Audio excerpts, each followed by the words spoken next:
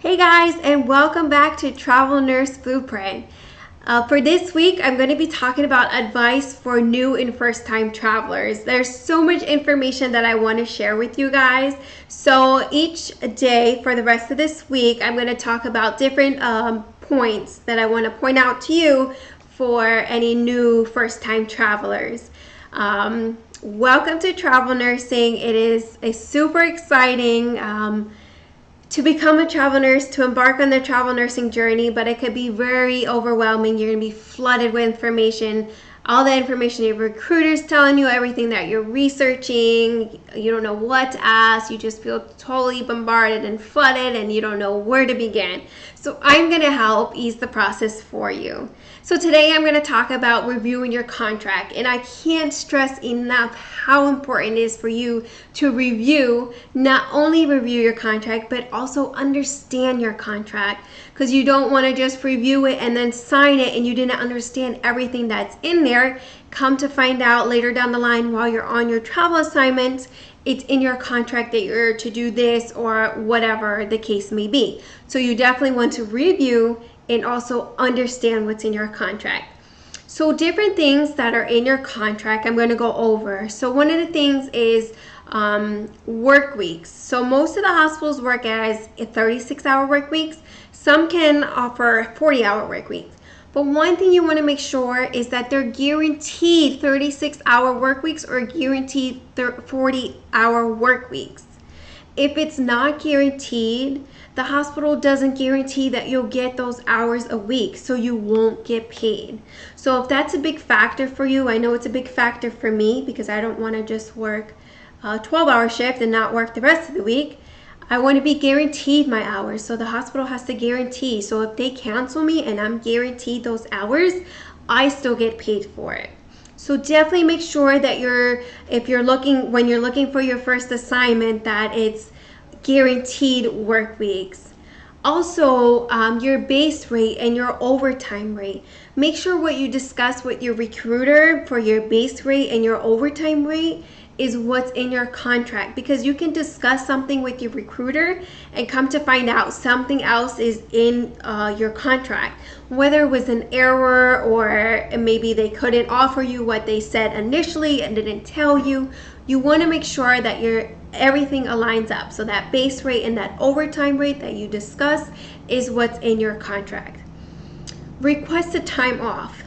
You have to request your time off before you begin your assignment. So typically you discuss this requested time off with the nurse manager that you interview with, or if you didn't speak to a nurse manager or clinical leader, because some hospitals can interview via some kind of like automated system. They ask you several questions and then you answer it, and then they rate your answers based on the questions that they asked you, and then whether or not they think you're a great fit, they'll tell the agency, and the recruiter would say, hey, you just got an offer for this position and you didn't even speak to anybody. So you want to make sure that if that's the case, that your recruiter knows and they can go ahead and let the hospital know so they can go ahead and approve it.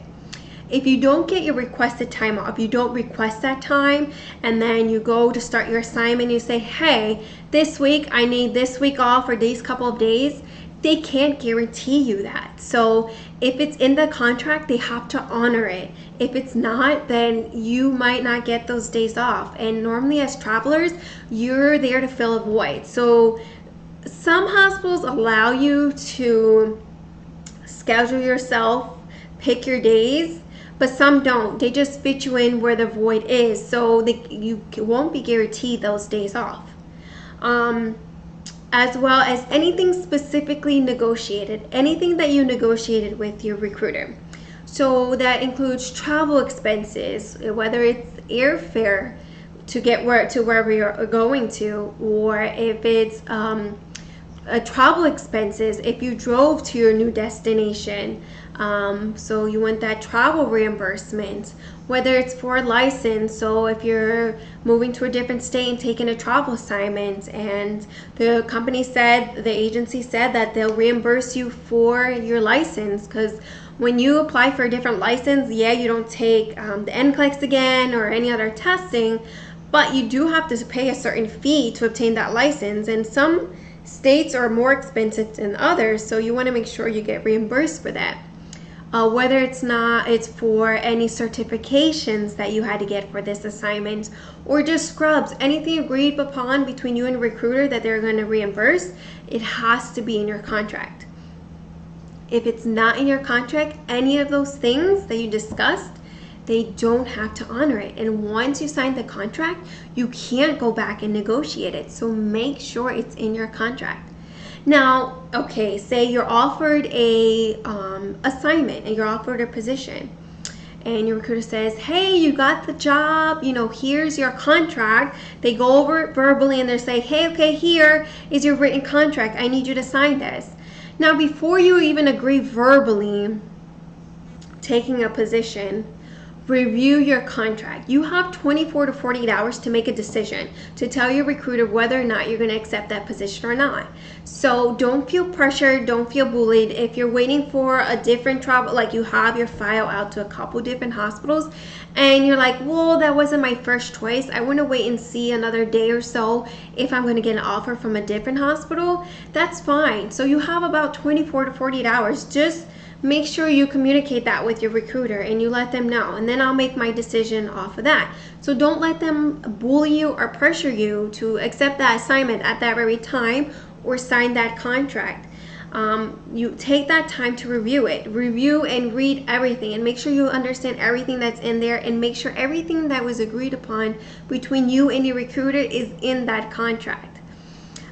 So definitely I can't stress enough how important it is to understand and review your contract before signing anything, because basically you sign anything, you can't go back and renegotiate anything. So guys, as my advice, my first tip would be review your contract. As a new first-time traveler, it's going to be a lot of different words, a lot of different things in your contract. If you have any questions, make sure you ask your recruiter. If you're like, I'm not sure what this means, can you please explain? And they need to explain it to you.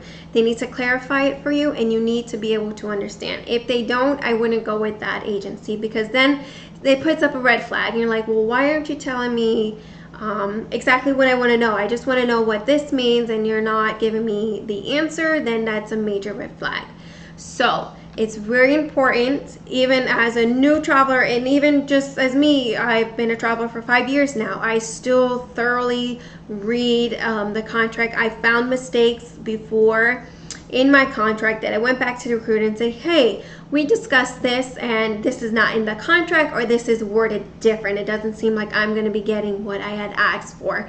Like, oh, okay, let me go back and let whoever drawn up the contract and go back and revise and fix it. So definitely there can mistakes happen that are not intentionally, they're errors, or whether or not the recruiter didn't tell you something. So review, and before you sign your contract. Tomorrow's video, I'm going to further explain, give more advice as well for first and new time travelers. As I said and mentioned in the beginning of the video, all throughout this week, it's going to be advice for the new travelers. So once again, enjoy. Most importantly is just enjoy the process, because becoming a travel nurse is a wonderful experience, and you want it to be as less stressful as possible. So have a great day, guys, and I'll see you tomorrow.